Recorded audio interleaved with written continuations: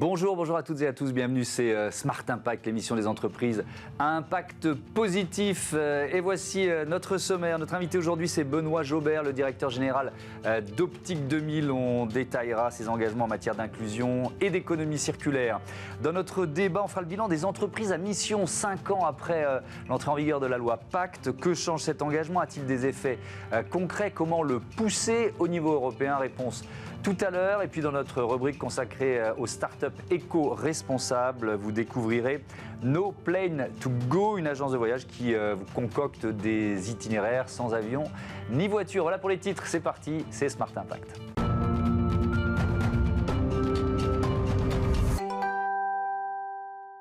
L'invité de Smart Impact, c'est Benoît Jobert. Bonjour. Bonjour Thomas. Bienvenue, vous êtes le directeur général d'Optique 2000, mécène de la communauté Les Entreprises s'engagent. On va revenir ensemble sur 3 de vos engagements fondamentaux, l'inclusion, l'économie circulaire et puis la prévention par le sport. Un mot de cette communauté Les Entreprises s'engagent pour commencer, dont Bismart est également partenaire d'ailleurs. Pourquoi vous renforcez votre participation en devenant mécène? Qu'est-ce que ça représente pour vous? Nous, ça représente, ça traduit en fait un engagement, on veut toujours aller plus loin.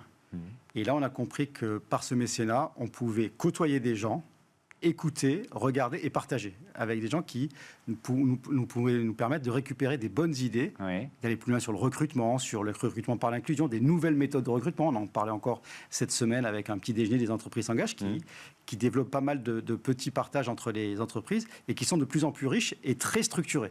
Et c'est ça qu'on est venu chercher, on en est très content. Avec aussi ce principe de faire travailler ensemble administration et entreprise qui bossaient peut-être, qui étaient peut-être un peu en silo, qui ne parlaient pas tout à fait le même langage. Vous ressentez la différence là? Complètement. Et là, on commence à aller plus loin. Depuis qu'on est mécène des entreprises s'engagent, j'ai eu la chance de rencontrer plusieurs ministres, secrétaires d'État, des patrons d'administration.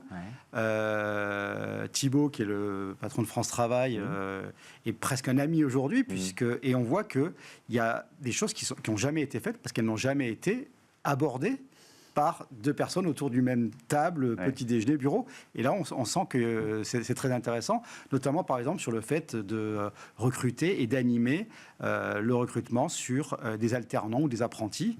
Nous, on en a 20% dans notre réseau et c'est une vraie force de pouvoir parler avec eux.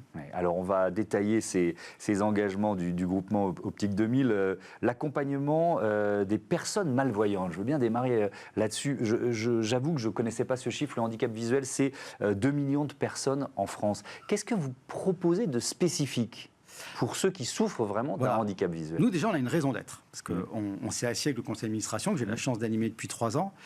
On veut être le leader en France pour le bien-être visuel et auditif de nos concitoyens. Donc, c'est la raison d'être d'Optique 2000. Alors, nous, juste, je précise, groupement Optique 2000. Il y a l'ISAC aussi. l'ISAC et Audio 2000. Et Audio 2000. Donc, on a ces 2 activités qui sont notre cœur de métier. Et pour cela, on ne vend pas que des lunettes. On va au-delà de ça. On s'occupe aussi des gens qui ont des vrais handicaps visuels.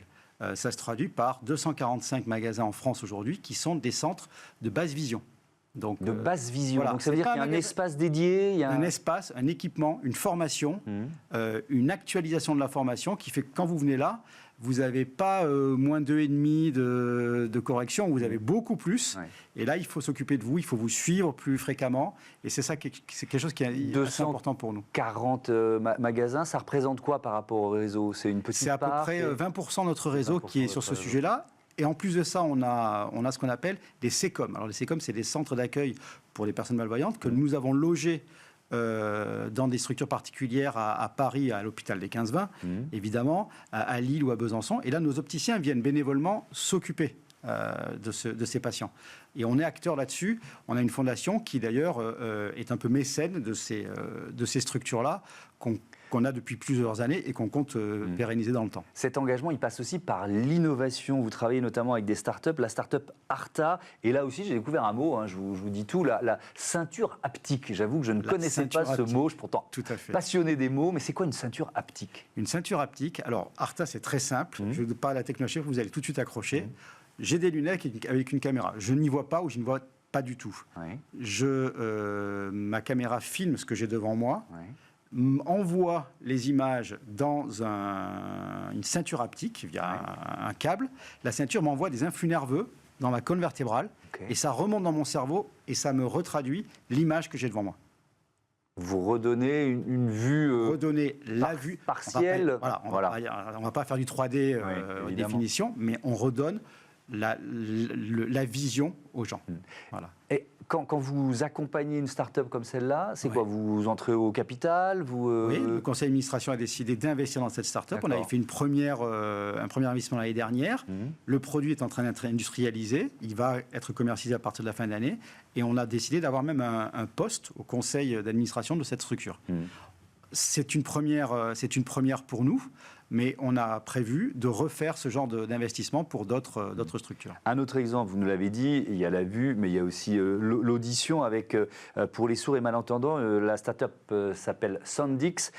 Sont des, alors je vais dire, sacs à dos un peu particuliers. Oui, c'est des sacs à dos qui vous permettent de mieux... C'est un peu le même principe, ça, ça envoie des impulsions. Voilà, c'est pas des impulsions, mais ça envoie des signaux qui font qu'on améliore l'audition quand on se promène avec des capteurs qui sont bien arrangé pour ça. Mais là, pareil, sur l'audition, on travaille beaucoup avec les nouvelles technologies, avec nos fournisseurs, qui sont des leaders mondiaux aussi. On a la chance, à la fois en optique, d'avoir EssilorLuxottica comme partenaire, qui est un leader mondial. On a aussi Zeiss, qui est un verrier très fort. Et en audio, on travaille avec les gens comme Signa, comme Sonova, qui sont aussi des gens qui mettent sur le marché des nouvelles technologies sur lesquelles on est précurseur. Allez, on parle d'économie circulaire avec ce programme qui s'appelle Revue, lancé il y a un an, c'était juin 2023. Tout à fait. Alors, d'abord, c'est quoi le principe et ensuite, quel bilan vous en faites? Alors, le principe, Revue, c'est un aboutissement. Nous avons commencé à penser qu'il ne fallait pas laisser traîner les montures, qu'on abîmait la planète. Donc, on a commencé chez Optique 2000 par collecter des montures. Donc, on a mis des ions dans les magasins depuis 4-5 ans.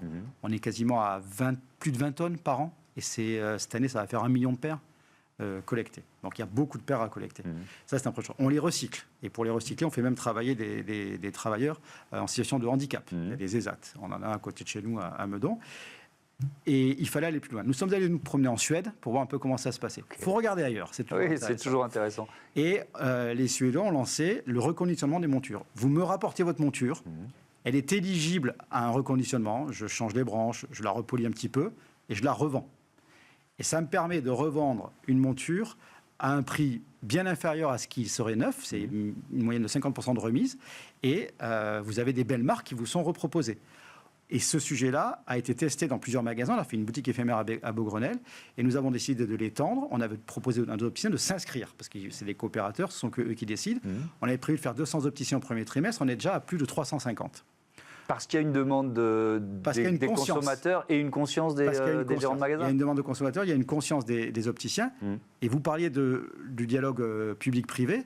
Pour cela, l'optique est assez réglementée en France. Il faut quand même avoir une autorisation administrative.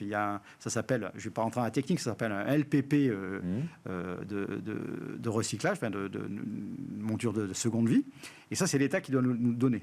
On est sur le point de l'obtenir. Mais je suis très content d'être là, puisque ça me permet de passer le message.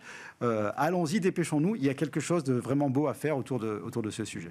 Dernier thème, le sport. On va parler de l'accès au sport pour tous et des Jeux Olympiques et Paralympiques. Optique 2000 et supporters officiels. Ça veut dire quoi? Vous parrainez des sportifs français? Alors, on fait plusieurs choses. Autour des JO, on fait plusieurs choses. La première chose, c'est qu'on a décidé d'être supporter officiel. Donc, on veut que nos 1200 magasins Optique 2000 partout en France soient habillés aux couleurs des JO. La flamme est en train de se promener et l'effervescence monte, on en parlait à l'instant. La deuxième chose, c'est d'avoir des athlètes olympiques et paralympiques. On est sur les deux. Ça revient sur l'inclusion, on veut promouvoir ce genre de sujet. Donc notre team est totalement paritaire. Hommes, femmes, athlètes olympiques, athlètes paralympiques. Donc ça veut dire, c'est du financement, c'est de l'accompagnement? Oui, c'est du financement et c'est de l'équipement aussi d'athlètes. D'ailleurs, on sera l'opticien de la polyclinique des JO, du village olympique. Donc dès qu'un athlète aura un problème avec ses lentilles, avec ses montures, on sera là pour l'aider en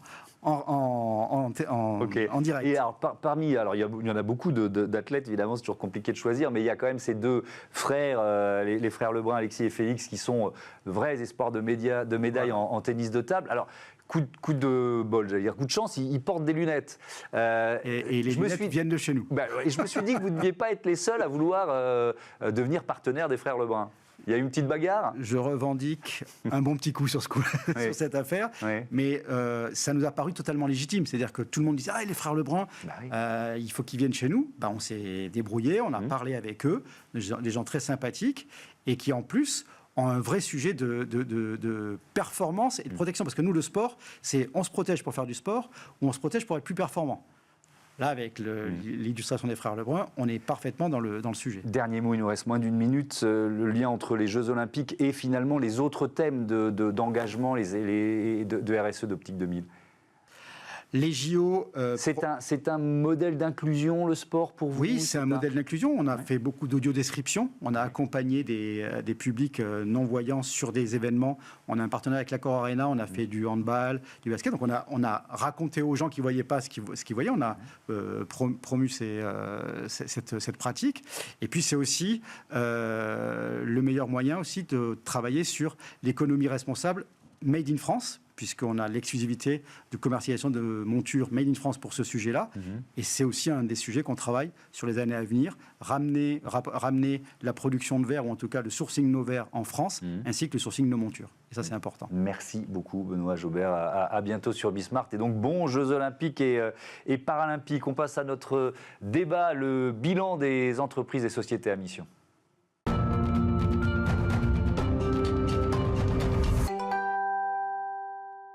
Le débat de Smart Impact avec Valérie Brisac, bonjour. Bonjour Thomas. Bienvenue, vous êtes directrice générale de la communauté des entreprises à mission, et Guillaume Desnaux, bonjour. Bonjour. Bienvenue à vous aussi, coprésident de cette communauté des entreprises à mission. Le 16 mai dernier, à la Maison de la Mutualité à Paris, il y a eu le Congrès français et européen des entreprises à mission.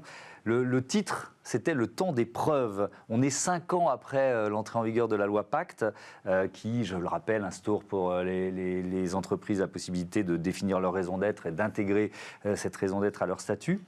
Donc c'est l'heure du bilan, le vôtre, Valérie Brisac, pour commencer. Quel bilan tirez-vous ? Oui, alors tout à fait, c'était un moment pour nous très important. Alors c'est vrai qu'à l'échelle de l'histoire de l'économie, 5 ans, c'est peu. Mais pour nous, c'était quand même un anniversaire important. Et en fait, dans notre quotidien, notre communauté, on voit des choses formidables qui se passent dans les entreprises. Donc on avait vraiment cette envie de partager en fait, au plus grand nombre ces retours d'expérience et ce qui se passe concrètement sur le terrain. Donc à la fois au travers de retours d'expérience, mais aussi d'une enquête qu'on a menée et qui permet donc d'illustrer ce thème, le temps d'épreuve, pour inspirer en fait au-delà d'autres. C'est quoi le principe de cette enquête? C'était de sonder les dirigeants et dirigeantes d'entreprises qui ont fait ce choix? Oui, alors il s'était ouvert aux dirigeants et aux employés de sociétés à mission, mais aussi non à mission, pour avoir aussi un effet miroir. Et en fait, ce qui est intéressant, c'était par exemple de comparer les bénéfices perçus, a priori, des bénéfices constatés. Et donc, par exemple, les dirigeants de sociétés à mission considèrent que le bénéfice constaté d'être société à mission, c'est vraiment d'avoir transformé concrètement leur stratégie, leurs offres, leur gouvernance, alors que les personnes qui ne sont pas encore à mission, pour elles, et ce qui est déjà très bien, c'est important pour la marque employeur, la rétention des collaborateurs, et aussi pour affirmer en fait, son utilité sociale. Donc, on voit que le modèle va plus loin en fait, que la perception que les gens en ont. 1626 sociétés à mission au 22 mai 2024, qui est la date anniversaire, puisque la loi était rentrée en vigueur ce 22 mai également. Est-ce qu'il y a des exemples? J'ai vu sur le programme de ce Congrès français européen qu'il y avait des entreprises qui étaient un peu plus mises en avant. Il y a des exemples vraiment à partager, des bonnes pratiques d'une certaine façon aussi à partager? Oui, on a partagé plein d'histoires sympas lors du Congrès, des histoires qui parfois sont des renoncements. C'est important parce que finalement, quand on voit des entreprises à mission qui s'engagent vraiment, parfois elles renoncent. Alors on peut citer l'entreprise Mustela, par exemple, qui va arrêter de produire des lingettes pour bébés parce qu'ils n'ont pas trouvé de manière de le faire d'un point de vue soutenable écologiquement.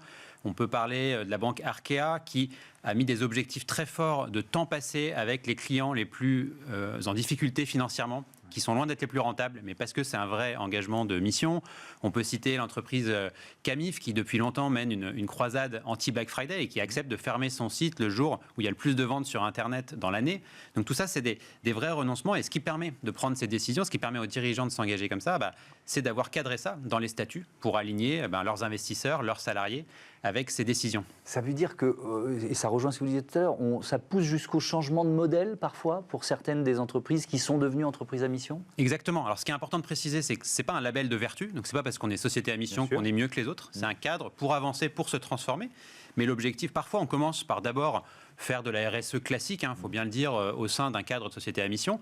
Mais si on le fait avec exigence, avec un comité de mission, des parties prenantes qui challenge un OTI, organisme tiers indépendant, qui vient vérifier et qui a cette mécanique, cette dynamique, au bout d'un moment, on se pose forcément la question d'innover et d'aller changer des choses dans son business model en orchestrant souvent des renoncements. Est-ce que, Valérie Brirac, ça veut dire qu'à partir du moment où on a inscrit voilà, cet engagement, cette raison d'être dans ces statuts, on devient redevable de cet engagement, et ce n'est pas seulement la jolie phrase qui forme la raison d'être, l'important c'est tout ce qu'il y a derrière.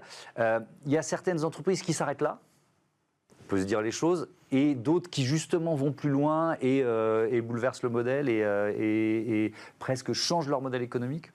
Mais il y en a aussi qui s'arrêtent là. Alors, ce qu'il faut avoir en tête quand même, c'est qu'il y a un vote en AG pour devenir société à mission. Donc les actionnaires, en fait, c'est un peu comme un rite de passage finalement, votent en AG le fait de devenir société à mission. Donc ils ont intégré le fait que la poursuite en fait classique du profit pur n'était plus le seul objectif de leur entreprise, mais qu'il était à mettre au regard à côté d'autres objectifs environnementaux, sociaux, et donc des choses pour lesquelles la société avait envie de contribuer concrètement. Donc déjà, à la base, il y a un engagement fort en fait qui est fait de la part de la gouvernance de l'entreprise. Ouais. Après, ce que l'on voit, c'est que en fait, ce modèle offre une liberté finalement d'interprétation très large, et que l'entreprise se donne elle-même en fait le niveau d'ambition qu'elle pense pouvoir assumer. Ouais. Et donc en fait, elle est libre de se faire un peu mal ou d'être très ambitieuse. Et finalement, le comité de mission, mais aussi l'organisme tiers indépendant, va évaluer les actionnaires, cet effort. Pardon de vous interrompre. Les actionnaires, ils peuvent mettre un coup d'arrêt aussi. C'est-à-dire que si le contexte économique se durcit, voilà, les objectifs qui étaient liés à la mission deviennent plus difficiles à remplir. L'ambition, justement, de la modification du modèle, on peut revenir dessus. J'insiste un peu parce que je pense que c'est un vrai défi pour que ce mouvement continue. Peut-être je vous pose la question à vous. Pour l'instant, on n'a pas vu d'entreprise à mission dont les actionnaires aient décidé de changer ou de diminuer la portée des engagements. On voit plutôt le phénomène inverse, parce que parfois les entreprises y rentrent par opportunisme ou de manière défensive. On voit des secteurs maintenant où il y a beaucoup de sociétés à mission et certains se disent pourquoi pas moi. Mais en fait, c'est un mécanisme qui est très intéressant. C'est qu'à la différence d'une norme figée où on est d'un côté ou on est de l'autre, c'est un mécanisme finalement auto-apprenant. Et donc, il y a beaucoup de gens qui, même sincèrement, des dirigeants qui nous disent, ou des dirigeantes qui nous disent en fait, moi j'ai compris beaucoup de choses en rentrant là-dedans. Et aujourd'hui, en tant que dirigeant, je comprends que gérer mon entreprise pour qu'elle fasse du positif pour toutes mes parties prenantes, pas que mes actionnaires, mais aussi mes salariés, l'environnement, mes clients, en fait, c'est que du plus, parce que mon entreprise est plus performante, et moi, en tant que dirigeant, j'ai beaucoup plus de liberté pour prendre des engagements forts, innover. Et c'est ça qu'au fond cherchent les dirigeants. Donc, pour nous, c'est un outil fondamentalement de liberté, mais oui, qui doit rééquilibrer parfois les choses dans le rapport entre actionnaires et dirigeants. Vous avez un peu répondu tout à l'heure, mais il y a d'abord un effet interne, si on regarde, parce que l'objectif 5 ans après, c'est le temps d'épreuve, donc vous nous l'avez dit, il y a un effet concret en interne dans la capacité d'embarquer les salariés d'une entreprise, d'un groupe ? Oui, en général, les entreprises à mission disent clairement que d'être devenues entreprises à mission, ça augmente l'engagement de leurs collaborateurs. Ils font souvent des enquêtes annuelles d'engagement, de compréhension de la stratégie, et ces chiffres-là augmentent. Ils sont aussi plus attractifs. Ils reçoivent beaucoup plus de CV, par exemple, de manière spontanée. Moins de turnover aussi, j'imagine. Exactement. Voilà. Donc, il y avait notamment la dirigeante d'une société, d'un call center, qui expliquait que parce qu'elle avait complètement changé le mode de management, on va dire, habituel de ce type d'activité, elle avait un turnover qui était radicalement plus faible que celui de son marché, voire elle encourageait en fait ses salariés à aller être embauchés chez ses clients. Donc elle-même, elle organisait finalement, mais de manière positive en fait, ce turnover. Donc le contre-pied total de ce qui est fait habituellement sur le secteur. Ça embarque aussi les partenaires, les sous-traitants, c'est-à-dire toute la chaîne de valeur d'une certaine façon, quand une entreprise devient entreprise à mission? Oui, tout à fait. Comme disait Guillaume tout à l'heure, devenir entreprise à mission, ça induit aussi des renoncements. Donc on choisit aussi finalement avec qui on travaille, ses fournisseurs, ses clients. Et donc on essaime. On essaime dans son secteur et en fait on voit beaucoup d'entreprises à mission qui quelque part aussi vont transformer leur secteur d'activité par des pratiques qui sont à l'opposé de ce qui se fait habituellement. Comment nos voisins européens regardent ça? Alors, certains nous ont précédés, il faut rendre à César, et le nom est bien choisi puisque c'est à Rome que tout ça a commencé, puisque l'Italie nous a précédés dans la création de sociétés à mission à l'italienne en 2015.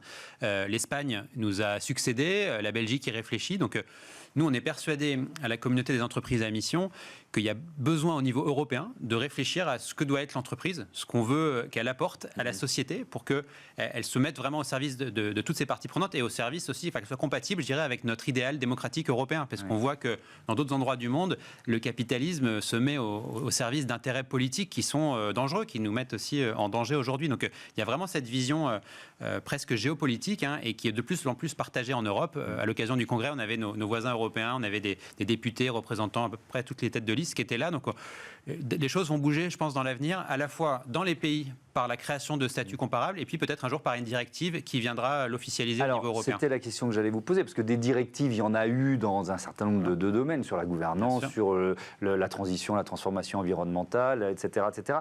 En quoi une directive société à mission changerait la donne? Une directive pourrait inciter fortement tous les États à créer un cadre comparable. L'idée, pas forcément que ça soit uniforme partout, parce que ce qui est intéressant en Europe, c'est aussi la diversité, mais un cadre comparable avec inscription dans les statuts d'une raison d'être, gouvernance ouverte aux parties prenantes, contrôle par un tiers, et que ça se développe dans tous les pays. Nous, on pense que ça sera un complément essentiel, si vous voulez, à la puissance normative qui est en train d'être développée avec la CSRD au niveau européen, qui va permettre de créer beaucoup de comparabilité, permettre aux financeurs de savoir quels sont effectivement les progrès qui sont faits par les entreprises. Mais les entreprises, elles ont besoin de se définir une stratégie, une singularité pour développer justement leur modèle d'affaires, voir comment elles vont évoluer par rapport à leurs concurrents. Et ça, c'est la mission qu'il va leur donner. C'est pas juste un cadre de reporting comme celui de la CSRD. Est-ce qu'il y a toujours autant d'entreprises qui deviennent sociétés à mission, ou est-ce que le rythme s'est un peu ralenti? Est-ce qu'il y a eu un effet de mode et qu'on y est un peu moins? Ah non, le rythme est toujours le très même. fort. On a toujours une croissance à 2 chiffres depuis le début. Alors effectivement, au départ, il y avait entre guillemets les dirigeants déjà très engagés depuis très longtemps qui étaient contents que ce cadre existe, et donc il y a eu un engouement important au départ. Et aujourd'hui, ce rythme continue. On mesure tous les jours, nous, sur l'observatoire, les statuts en fait qui sont déposés, et donc ces chiffres augmentent tout le temps. Et ce qui est intéressant, en fait, c'est que c'est sur tous les types d'entreprises. Oui, c'est pas seulement, c'est des petites, des PME, des ETI, c'est tous les secteurs aussi. Tous les secteurs d'activité. Ouais. Et alors, évidemment, les premiers secteurs étaient plutôt les services. Mais il y a de nombreuses entreprises qui ont souvent des modèles d'affaires un peu compliqués ou lourds, industriels, qui s'y mettent également. Donc, et la moitié des entreprises à mission sont en dehors de Paris. On constate que beaucoup d'entreprises, beaucoup plus ancrées dans les territoires que parfois des boîtes parisiennes, multinationales, voient ça comme une opportunité pour valoriser des engagements qui sont souvent préexistants. Donc ça, c'est aussi une tendance très intéressante. Merci beaucoup, merci à tous les deux et à bientôt sur Bismart. On passe à notre rubrique Startup tout de suite.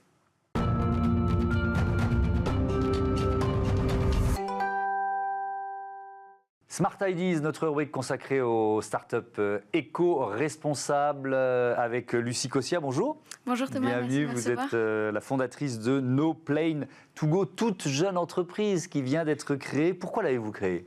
Eh bien, écoutez, c'est suite à un voyage que j'ai eu l'occasion de faire, où j'ai cherché à voyager avec un minimum d'avions. Et souvent, je bloquais sur les mers et les océans. Et c'est là qu'en rentrant de ce voyage, je me suis dit qu'il manquait une solution pour faciliter le voyage sans avion. Et donc, c'est ce que vous avez créé. Alors, c'est quoi? C'est une appli? C'est une agence de voyage d'un nouveau genre? C'est quoi No Plane to Go? Alors, c'est un site internet. C'est une plateforme en ligne, du coup, qui propose des itinéraires préconçus, sans avion ni voiture, forcément, et qui mène à des départs d'aventure type randonnée, vélo, canoë, ce genre d'activités outdoor. Et alors, comment on va en Corse, par exemple? J'ai vu que ça faisait partie des destinations possibles. Exactement. Plusieurs solutions pour aller en Corse. Le plus facile, c'est de prendre le train jusqu'à Marseille ou Toulon. Je parle au départ de Paris, mais ça marche aussi pour toute la France. Et prendre le ferry, ou bien prendre le voilier, puisque depuis quelques années maintenant, c'est la 2e saison de Sail Cop qui propose de le faire en voilier et qui vous emmène jusqu'à Calvi. Ça change fondamentalement la façon de penser le tourisme et le voyage? Ça change beaucoup de choses et c'est ce qu'il faut d'ailleurs qui évolue assez rapidement. C'est repenser un peu toute cette façon de voyager, déjà de choisir sa destination, de pourquoi est-ce qu'on l'a choisi, pourquoi est-ce qu'on va en Corse plus qu'au Mexique par exemple. Et ensuite le choix de ses transports aussi. Pourquoi est-ce qu'on va choisir le train plus que la voiture ou l'avion, notamment parce que c'est plus écologique et beaucoup moins émetteur. Le train est 80 fois moins émetteur que l'avion, mais aussi parce qu'en fait, on reprend un peu goût au voyage et au transport, de se dire, OK, le voyage, c'est pas juste je vais à ma destination, c'est je voyage à partir du départ de chez moi, du point A au point B, je profite de tout le... Oui, le voyage fait partie des vacances, de l'expérience d'une certaine façon. Mais alors, est-ce que ça veut dire qu'il y a des destinations interdites ? Vous voyez ce que je veux dire? Non. Voilà, on peut, ou alors il faut avoir un temps beaucoup plus long pour partir très loin. Voilà, c'est là qu'est la réponse. Voilà. C'est qu'effectivement, si vous voulez partir très loin, si vous voulez traverser l'océan, c'est faisable. En voilier, encore une fois, c'est tout à fait possible avec le covoiturage, c'est le covoit du bateau. Okay. Mais effectivement, il faut beaucoup plus de temps. On ne peut pas aller à New York pour une semaine.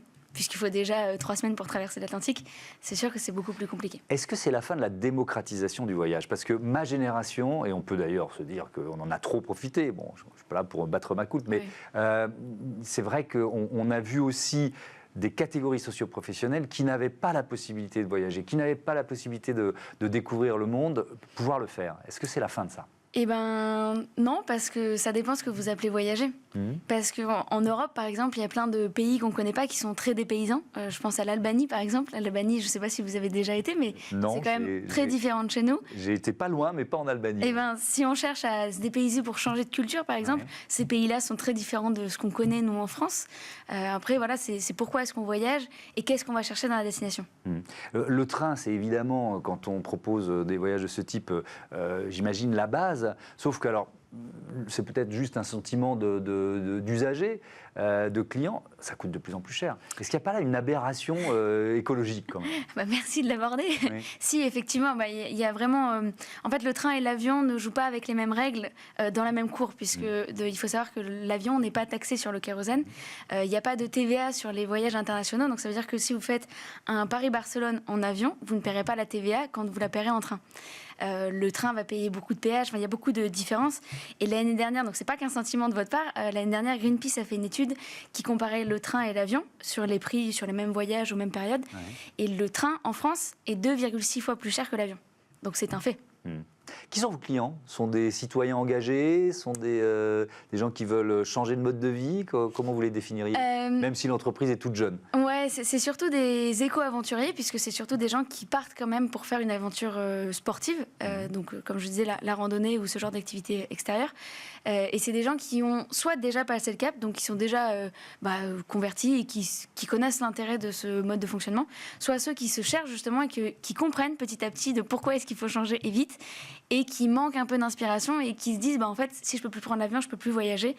Et c'est là qu'ils vont chercher d'autres sources et qui peuvent tomber sur No Plane To Go pour se dire plein de choses. Donc, j'ai bien compris que ce sont des itinéraires préétablis. Vous pouvez vous imaginer faire du sur-mesure plus tard, ou c'est pas forcément dans le modèle de l'entreprise? C'est pas l'objectif à ce jour, parce qu'effectivement, on n'est pas agence de voyage et l'objectif, c'est pas de le devenir.